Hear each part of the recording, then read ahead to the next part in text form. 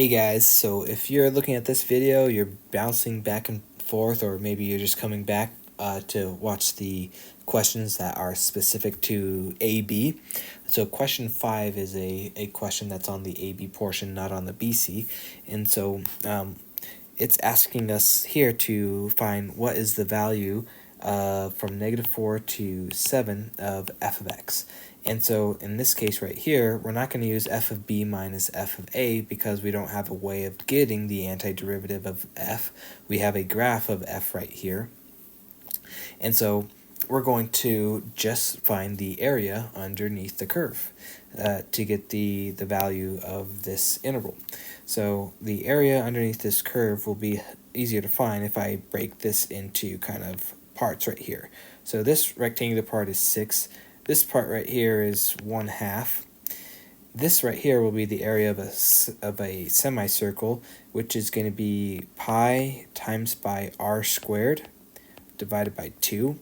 So this is going to be equal to just 2 pi right there. Same thing for this right here. It's going to be pi r squared, which would be 1 divided by 2. So that's just going to be equal to pi over 2. I'm going to make that negative right there because this is sitting below the x-axis. And then the area right here should just be equal to -1. And then we're going to sum all this up together. So we have 6/2 and -1. So that's going to be equal to 5 plus 1/2, which is equal to 11/2. But then we also have to keep in mind that we have 2 pi minus pi over 2, which is going to be equal to 3 pi over 2. So your answer should be A right there. Okay, I think 6 was covered in both. I think 17 is a question unique to the AB review, and it's just using area underneath the curve. So honestly, I'm getting tired. I'm going to skip this right here because I think you guys can find area underneath here. Just don't forget that this one's going to be negative. But if you do this problem, I think it should come out to be a total of 6 right there. Okay, the next question that is going to be unique is 11. So for 11, you're just going to use basic antiderivative rules. So what's the integral of e to the negative x? Well, that's going to be equal to e to the negative x, but then I also have to put a negative there. And then what's the antiderivative of this next part?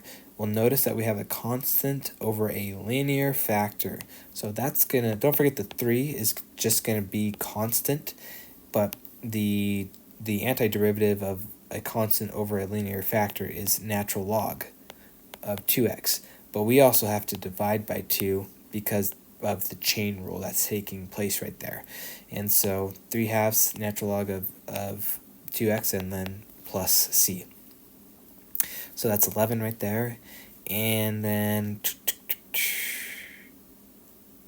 wow, I think that is it. Okay, I think those are the only questions that are unique to AB. There you go.